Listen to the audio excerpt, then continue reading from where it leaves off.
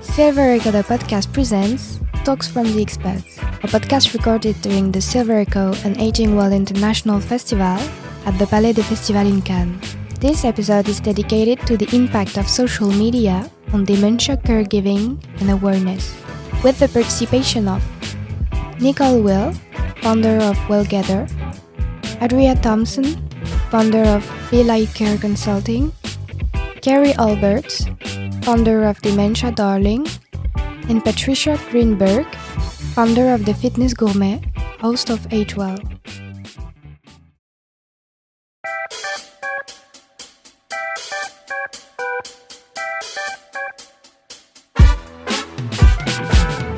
Welcome. Bonjour. I am with an esteemed panel of care influencers and people I deeply admire. I am the moderator, Nicole WILL. I have with me Adria THOMPSON of Be Like Care, Carrie AALBERTS, Dementia Darling, and Patricia Greenberg. And would you share your company's name? Sure. I have a business called The Fitness Gourmet, and I host a show on YouTube called Age Well. Today we are talking about social media's impact on dementia caregiving and awareness. As you will notice, if you look up at these women and myself, I have an international podcast speaking to caregivers and people navigating the world with your aging loved one. We have a large audience. And so for us to talk about how does it impact dementia caregiving and awareness, we're having a conversation today. So first, we want to talk about why is it even important that we have this conversation and explore social media and dementia care. Adria. Yeah, so as she said, I have a company called Be Like Care, and it's really important to talk about dementia on social media in a way that is positive, because if we go on Instagram and type and search for dementia, you will see that there are 1.2 million posts that have the hashtag dementia attached to it, which if you're unfamiliar with social media, hashtag is just a categorization model. So about dementia, there's 1.2 million posts on Instagram right now. Also, Google has released analytics this last year saying that especially Gen Z are searching TikTok and Instagram instead of going to Google when they're looking for things. And that's, they see that about 40 to 50% of Gen Z are going to social media to search for things. So it's incredibly important that we consider what social media is saying about dementia and what kind of impact that's having, especially on caregivers. Absolutely. We know that social media has the ability to connect people from around the world. What motivated each one of you to start sharing your journey? How have you seen it impact? What are some of the numbers? How many people are you impacting with social media? Yeah.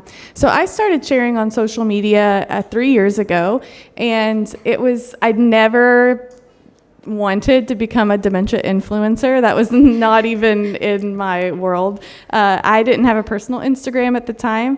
But why I started personally was because I was doing a lot of training in care communities about dementia care and how to support people with dementia. But as a speech language pathologist, a lot of people did not understand what my role was in helping people with dementia. They'd look at me and say, well, they can talk just fine.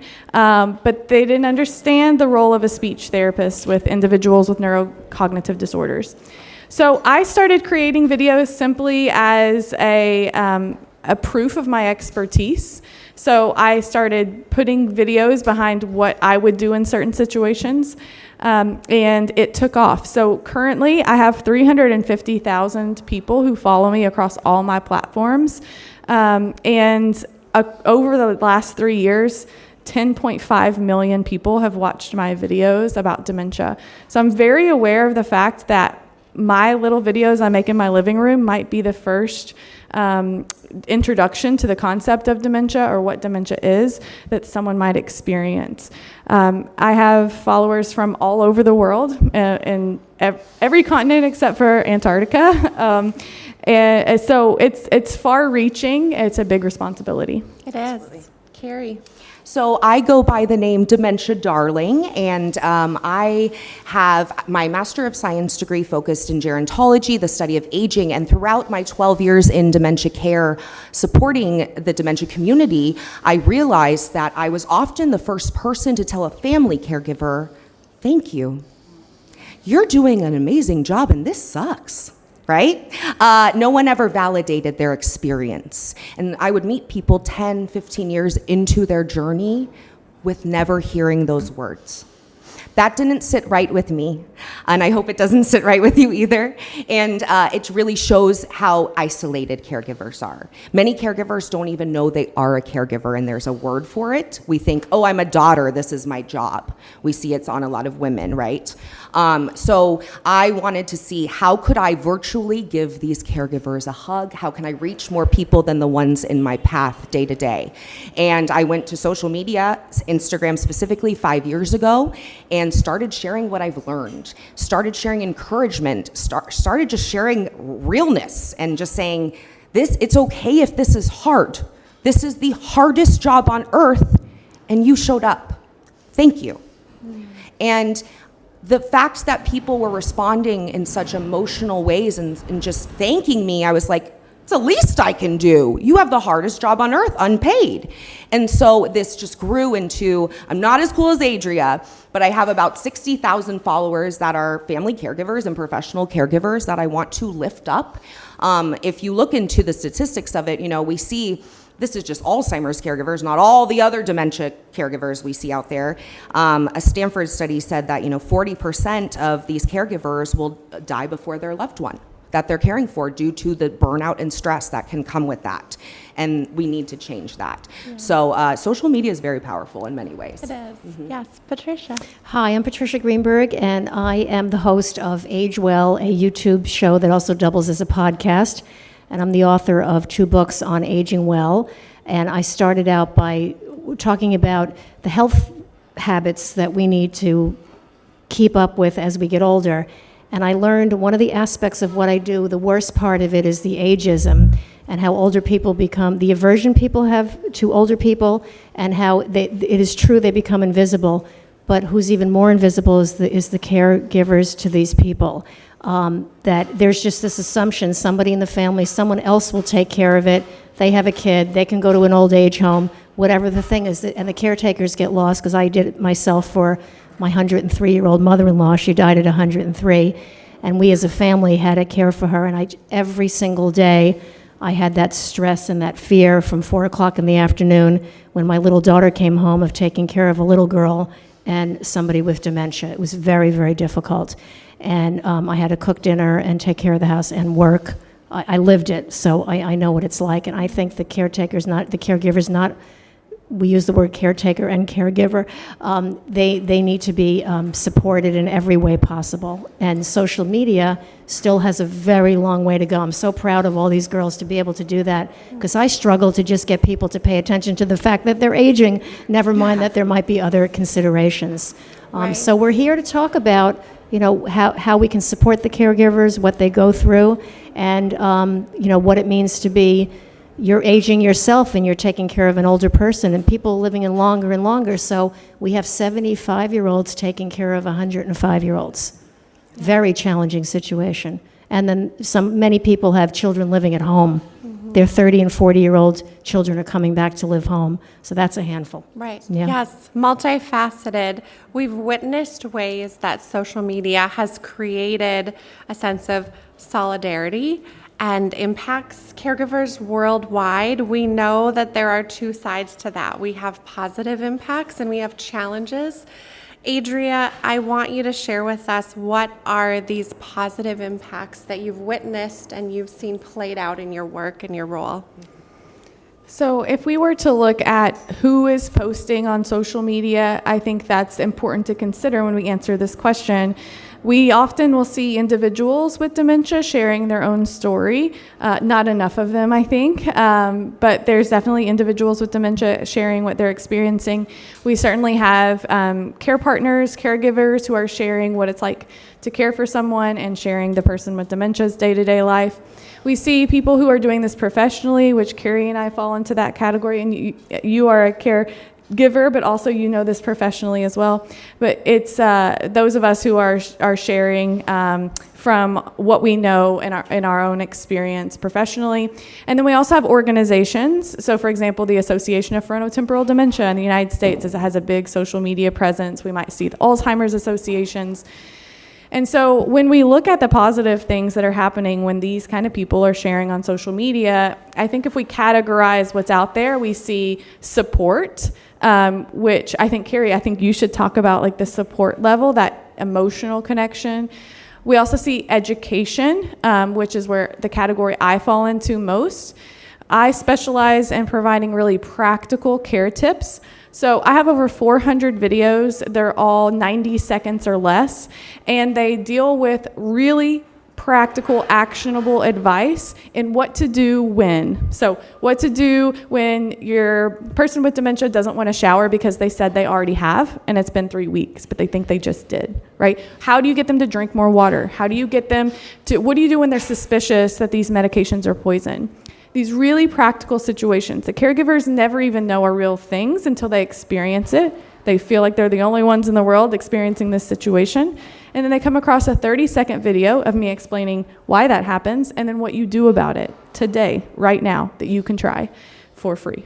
So we have that educational piece. And then we have advocacy, which we all do to certain levels of just increasing awareness of dementia, decreasing stigma. A lot of associations and organizations fall into that category.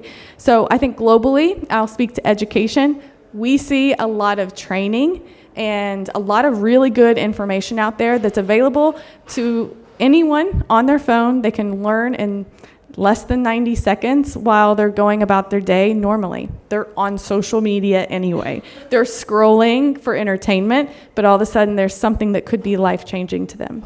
And that can happen anywhere in the world. Yeah, it really can. And with the support side, Carrie, how have you seen people come together around that? Well, as I said, the isolation is real, right? And we all want to feel validated in life and how we feel.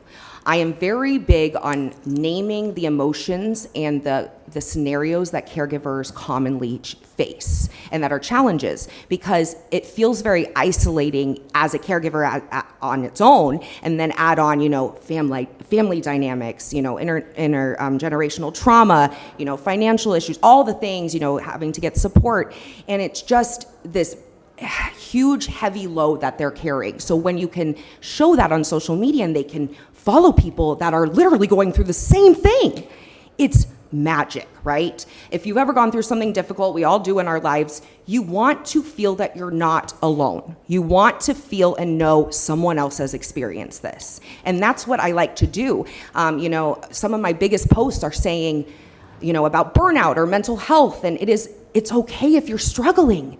It's okay, it's normal. Absolutely, you can be struggling, and just naming things and naming the grief and bringing people in community is everything. One of my favorite things to see is connecting caregivers with one another, because that can be the one that they text at night and say, my mom won't sleep. What did you do for your mom when she was in this stage?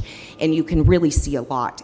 But that can also be a challenge, correct? Right. So we can think, that caregiver's better than me. They're perfect. Because isn't social media a highlight reel? Mm-hmm. So you got to kind of watch what you're taking in, right? And then at the same time, you could think if you're watching someone later in their, progression of dementia, that can bring on a lot of anticipatory grief of, is that going to happen to my person? And it can get really, negative fast sometimes. So you have to also have boundaries with what you're taking in. So it's a lot these caregivers have to manage. It's a lot. And you touched on some of those challenges, and I think there's a whole spectrum that we have to manage as we're sharing, as we're absorbing information. Adria, what are these other challenges that we face and that we have to be mindful of? Yeah.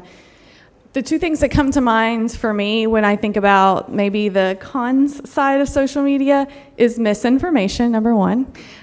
So in any topic in the world, right, there's going to be people have equal voices on social media. They have equal opportunity to voice their opinions and state facts, whether they're actually facts or not. And so a lot of times, well, I don't want to say a lot of times, but I do see things being presented on social media as facts surrounding the concept of dementia, the conversation about dementia, that are just objectively wrong. So an example would be, I saw someone post not too long ago, people with dementia can't read. That's just objectively untrue. Like, that's not an opinion. That might be something that they've experienced, but they post it as though it's fact. And we know across the board that people see things on social media they assume is true, and they trust sources. So misinformation is a big one because that can be really problematic. There's those objectively wrong facts, but then also there's some things that almost dip into like conspiracy theory like levels about what causes dementia or what you can do to prevent it that aren't necessarily evidence-based or research-backed, or even, they're just really outlandish. So that can be detrimental. And the other thing that we see a conversation that is necessary about social media is one about consent and privacy, especially when we're talking about discussing or showing people with dementia on a video.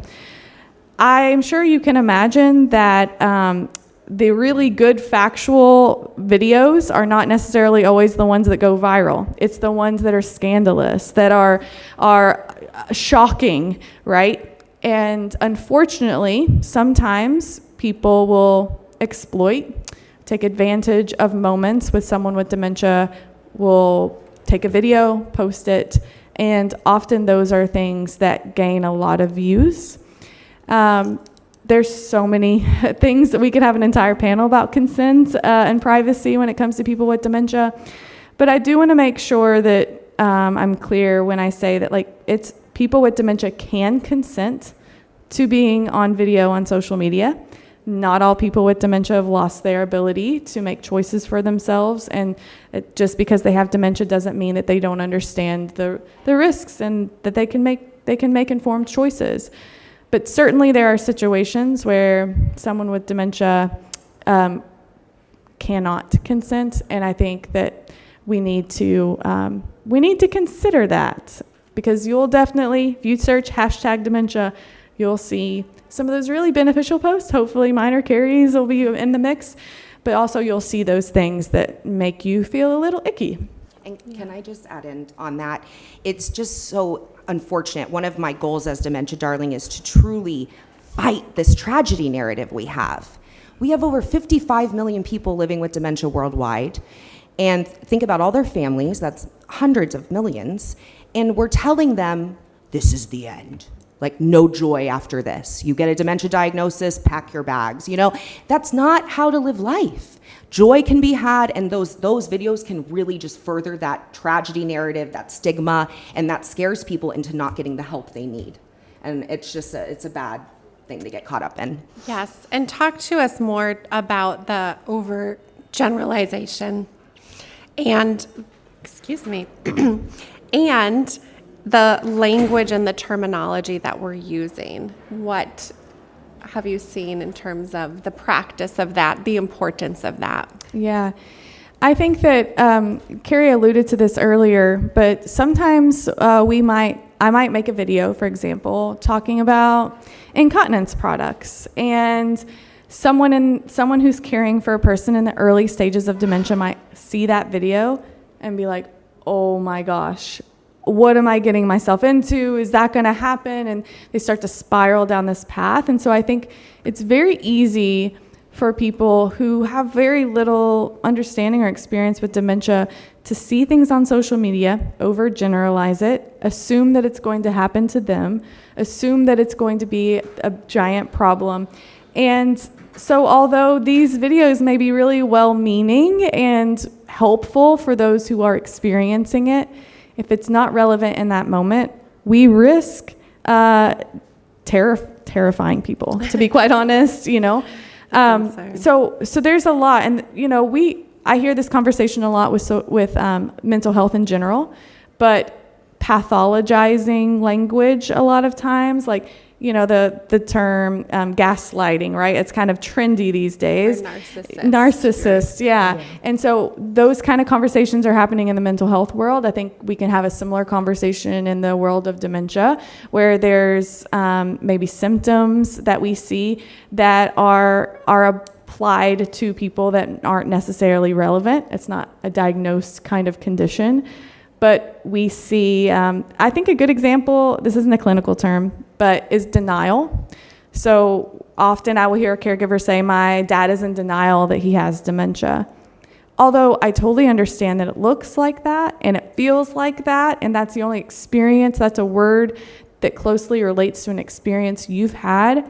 Sometimes people with dementia experience something called anosognosia, which is a neurological condition where they have lost the ability to be aware, to be self-aware. It's a process that happens in the frontal lobe of the brain. It's called an executive function. To be self-aware takes cognitive skills. But sometimes dementia can damage that part of the brain. And so a person isn't necessarily in denial that they have dementia. It's they've lost the cognitive ability to be self-aware. So when we use terms, you said you love to name things that caregivers are feeling. I love to name symptoms people with dementia are experiencing. Because if we all of a sudden have a shift of saying, my dad's not in denial, he's experiencing a symptom of a neurological disease that he can't help, that's a big difference. And that can change everything. So sometimes we might need those terms that can get overgeneralized. It's important that we personalize that language. Thank you for explaining that.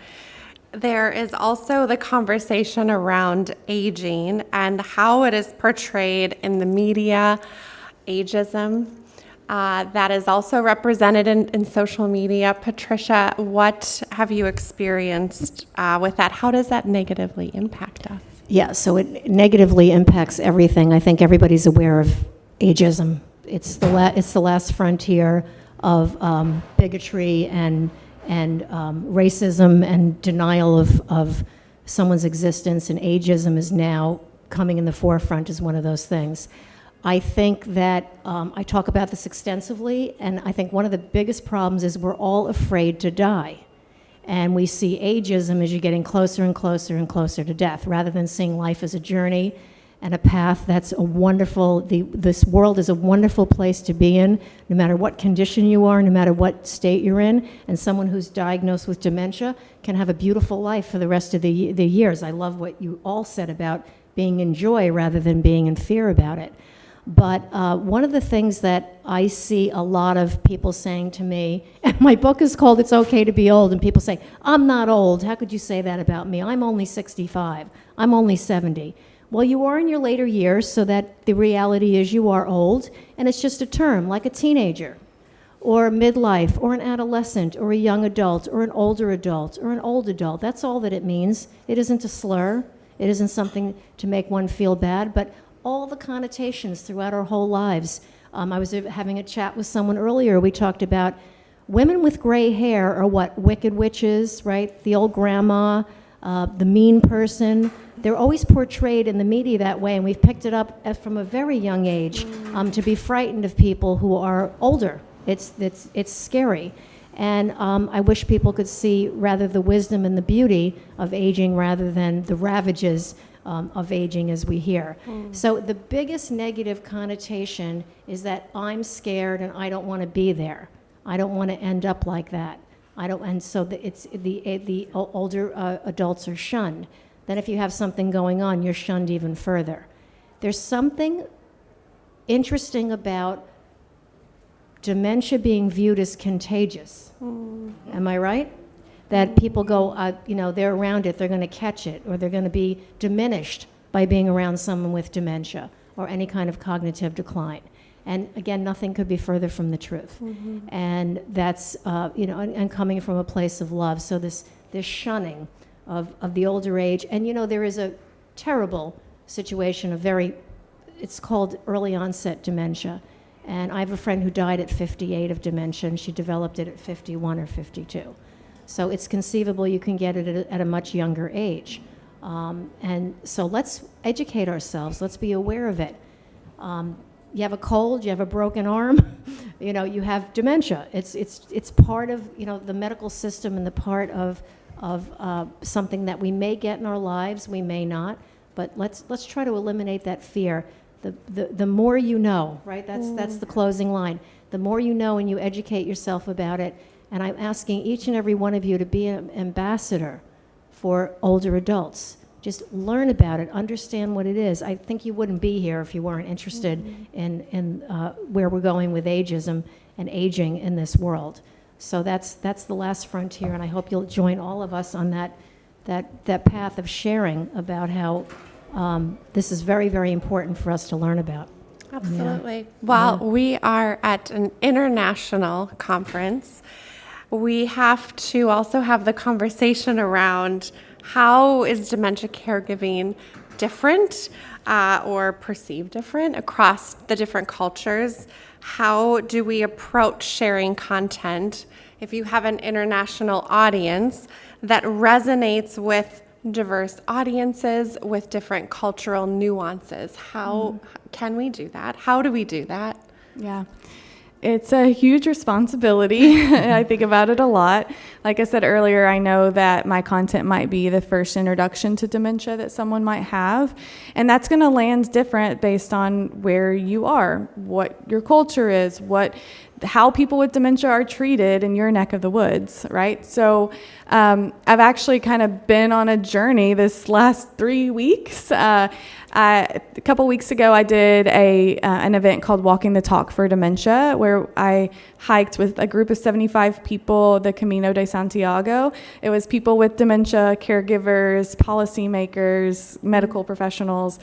And that was my big quest, was to learn about what the world is how the world is viewing dementia, because I want to be sensitive to that. I know that people in India and Uganda and Russia are viewing my content, but the things that I teach and the information I share may not necessarily always be culturally sensitive or appropriate in those areas. So I would love to see people like us doing this in every area, applying these tips and this support and encouragement on social media. That's where caregivers are. That's where everyone is. We also went to the Hogevik and the Netherlands last week to learn more about different types of senior care and dementia care communities. And then being here, I'm learning a lot. I'm learning so much from all of you about the conversation of dementia. So it's definitely one that we need to consider. And I don't know that I have an answer to what that looks like yet. But I think that social media is a big topic for global education and stigma, and it's only going to get bigger. I agree. Anyone else have thoughts on that?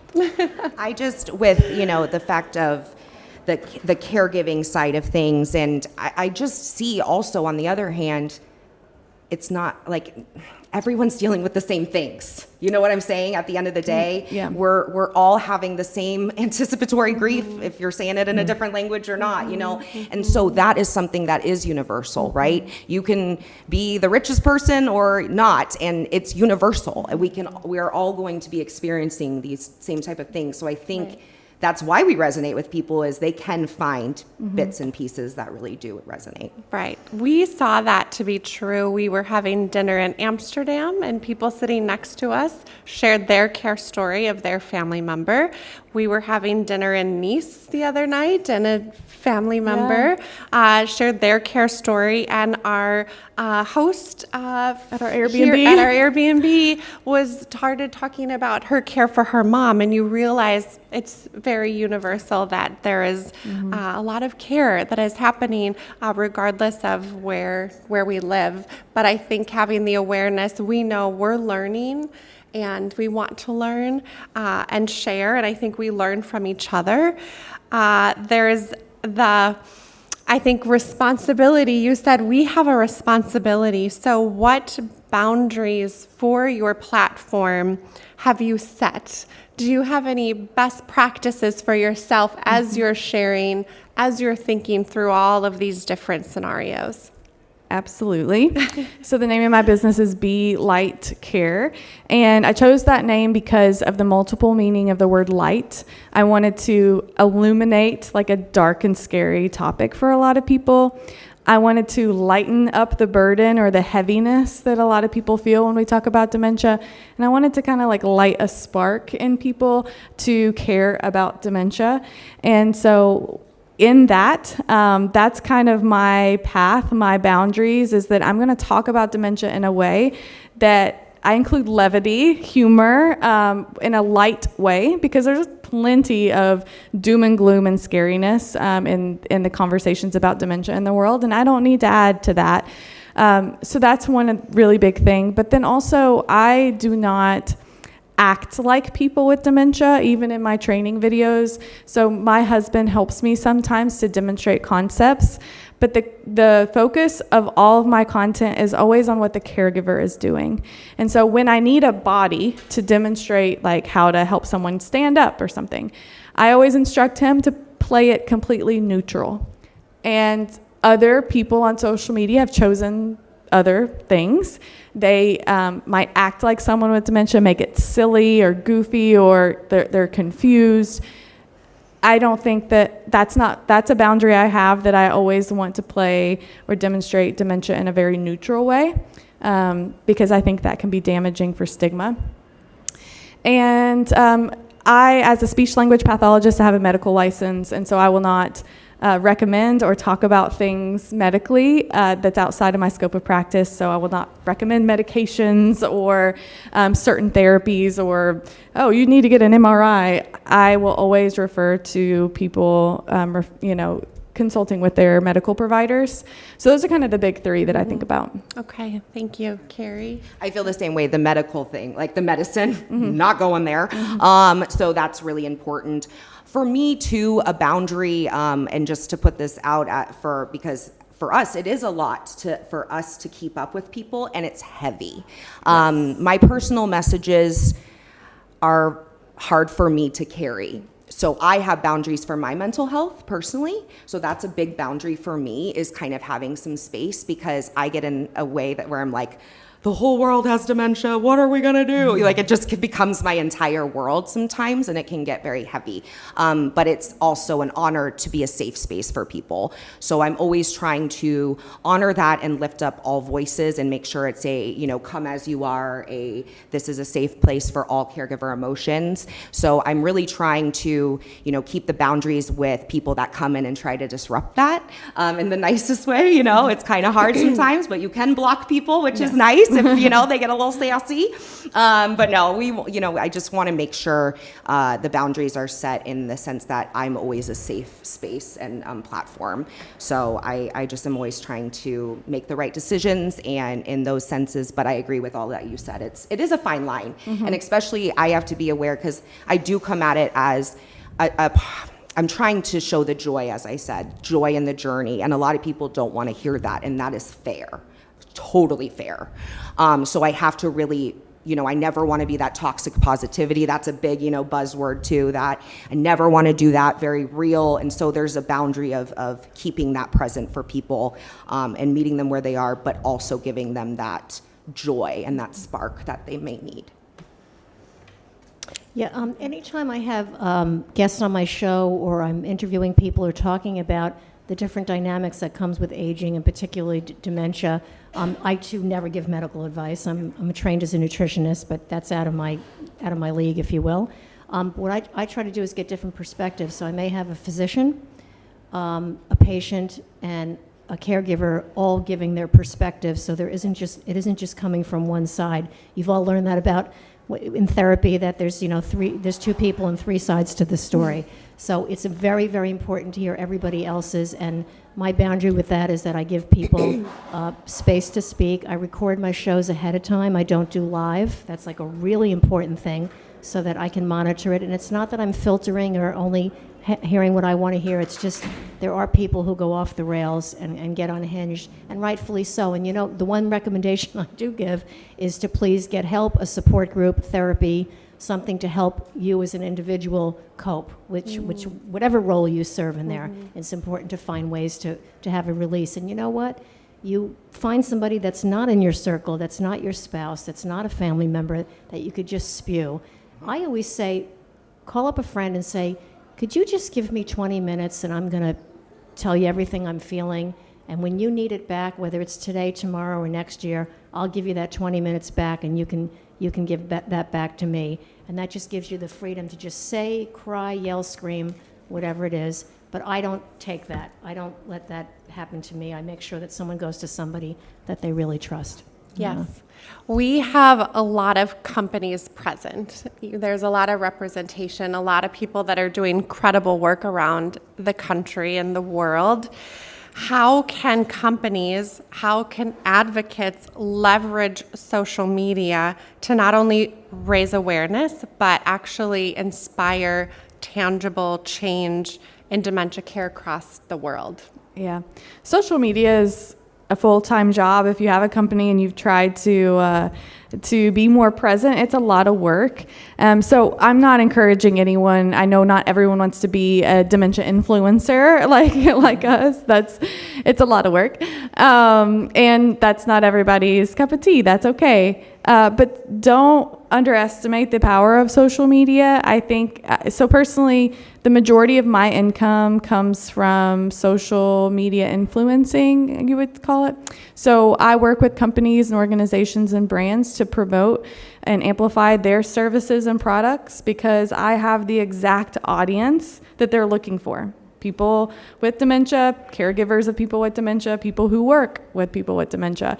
And so utilizing people like us to amplify your voices to who you're looking for. And at the same time, getting feedback. I'm a consultant for many companies, telling them what caregivers are actually wanting to hear, what questions they have, the feedback. We are conduits to caregivers. We hear it all day long. We have, when you think about sales, tactics, and you are always looking for feedback, like how is this landing? When you post on social media, you immediately get feedback. Like I post, within 20 minutes, I have 50 comments of people telling me exactly how they feel about what I said, right? Good, the bad, the ugly, all in between. Mostly we have wonderful people who follow us, and they're very kind. But we have access to direct feedback. So my encouragement to organizations, brands, companies is to consider different types of marketing. I can tell you from experience in the aging space, they're not using influencers. They're not using social media to its fullest capacity. I'm often a guinea pig for companies trying this out for the first time to prove the concept. In other areas, and beauty and other things, they're using influencers all the time really well. So people that we need to reach, whether it's about dementia care or maybe it's brain health, maybe it's encouraging people to keep their brains healthy for longer. You can utilize the services from people on social media to further what you're trying to do. Absolutely. And we've seen the power of that, but what are some of the logistical insights? Do you have like an example? Okay. So let's say you have a post. Do you have, is it on average, these are how many people view this, or monthly, how many people see the content that you might have? Yeah. So for me, on average, I will have about 50,000 views per video, per post. That it fluctuates. That's probably average. But if a company is looking to work with someone like us, it's a relationship. I only work with probably about 50% of people that I engage with, because my reputation is really important. The caregivers who follow me trust me, and so I'm only going to work with companies and organizations I really believe in. And so there's a conversation. There's often the product testing or whatever that looks like on the back end. and then you can enter into a contract, decide which kind of, what the messaging is going to be. Lots of back and forth, lots of approvals back and forth. And we have lots of insights on the other side. So once it's posted, we can give lots of information about how it was received. So it's fun. It's one of my favorite parts of my job is building those relationships with organizations. Yeah. Yeah, absolutely. We have about 5 minutes left, but any insights on that, Carrie? And we've got maybe a couple more questions. So. Yeah, no, I was just going to say I agree. I work with like-minded companies as well that I really, want to support, especially companies that are made by caregivers for caregivers. I'm really excited about seeing. We are also part of the age tech world, and it's been really exciting to see what's coming. And so what I like to do, one of my goals is to truly keep as much as possible free for family caregivers. Yeah. So I encourage companies to hire me to share about their product, but also do any education, awareness. I'm working in the senior living industry to talk about how they can better their care. And so I'm trying to utilize companies to help make sure we can keep things accessible for family caregivers. And I think that's really important. And I can be your walking pink-haired billboard that will just gush about it everywhere I go. So. And she does. Do you have anything to add? Or? I was just going to say, just be transparent, be accurate, do your homework before you say anything on the air to anybody. Make sure that you're being correct, and check out that person also. If you're interacting or somebody's giving you advice on any level, make sure that they have the credentials and the wherewithal to be sharing that information. Oh, can I just say too, with that, utilize caregivers and people living with dementia if you're, building something for that population. Yes. You need to be inviting them to the table, not just us. I'd rather you have someone with dementia at your table. Yes. Honestly, they're the person that needs to be a part of the conversation.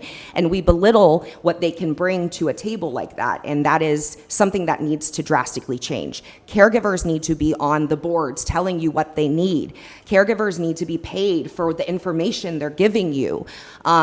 Employ caregivers, employ people living with dementia. That's what we need. Yes. And if you don't know how to do that or connect with them, talk to us, because we have a lot of them. Exactly. We know it's growing. We know it's evolving. I'm going to ask a question, kind of combine it a little bit. How do you see it evolving? And what legacy do you hope your work on social media leaves behind? Yeah. I think social media is a valuable tool. It's one we have to be careful with. I think, like we talked about the pros and cons earlier, but it's going to continue to be a really big part of the conversation.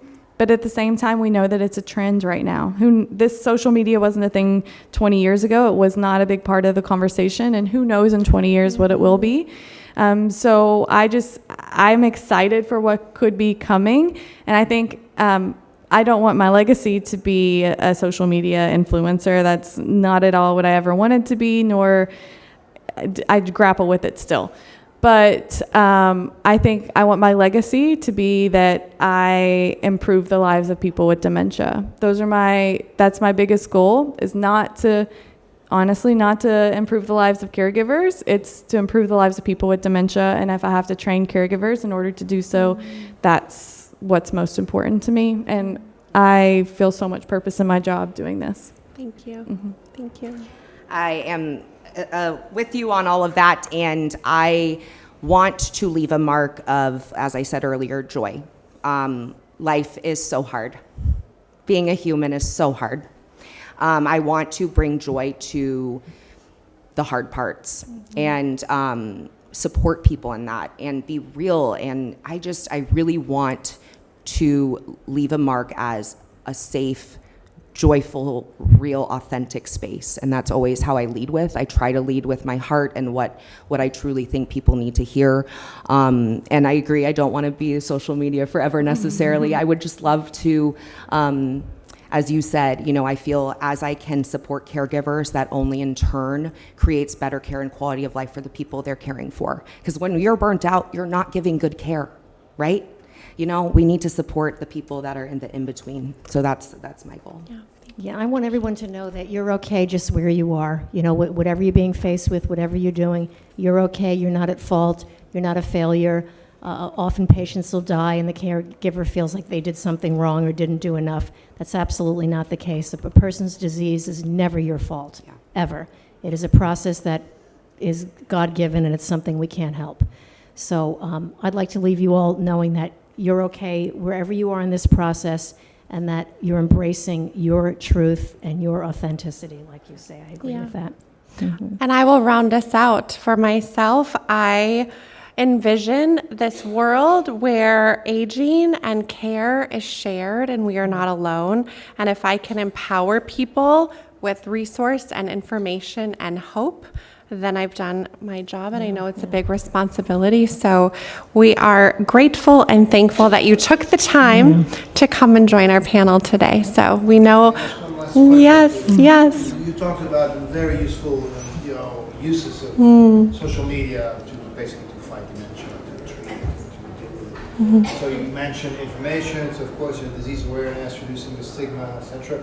And you mentioned support, interpatient mentoring, etc., etc. What about, this may be anecdotal, but could social media be used also for detection of dementia? Let's say a very hypothetical example. You got this crazy uncle who starts posting 75 all caps text messages every day on former Twitter, and it goes crazier and crazier, and all of a sudden you feel that this guy's really jumped the line. He's talking about eating dogs and cats, and all of a sudden he wants to be friends with the United States. Oh, I've heard of him. Absolutely. Yeah. It would be. I will give a couple of my thoughts, and I'll have others take it over. Absolutely. I had done a podcast with RBC Wealth Management, financial planners, and they said that they are oftentimes the first person that notices a change in cognition because of the financial documents. So to your point, when we notice something is outside of that norm of behavior, it gives a sign. And I know that there's more insight to that. Absolutely. Social media, just like people feel free to insult other people. Like they never, ever. Absolutely. Also feel free to let go of their, stream of consciousness. Crazy. Right. Yeah. It's scary. It's harmful. It's very scary, and that's where that you have to be a smart consumer when you're on, right? And you have to know what you're taking in. But I do believe there is a tech company that is doing where through home sensors, I know this is different, home sensors can detect if the person is acting differently, and they can say there might be something happening here. So I think we're getting there with AI. They can track things. A lot of AI age tech is coming up, and I see that being something, absolutely. I mean, that's smart. Yeah. What you're describing is a loss of inhibition, which is a symptom, an early symptom of dementia.